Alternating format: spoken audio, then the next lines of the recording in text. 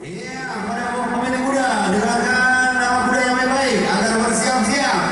Putri Gelora, nama pemilik sastra dari Kabupaten Bandar Mulia, warna kuda merah, mengenakan baju merah. Fajar Mantari, nama pemilik Mairika dari Bandar Mulia, warna kuda beneran, mengenakan baju putih. Panglima Sejati, nama pemilik Hendra dari Gaya Luas, warna kuda hitam, mengenakan baju kuning, agar bersiap-siap. Kepada pemilik kuda agar mendengarkan panggilan kami. Nah, ini dia Panglima Sejati memasuki area,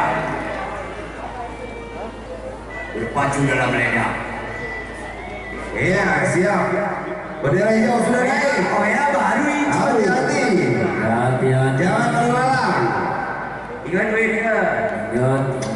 Banyak juga main-main ya. Siapa ini? Selamatkan ya Allah. Iya, siap-siap. Selamatkan ya Allah. Ya Allah yang berikan ku Jauh dari bulu. Iya.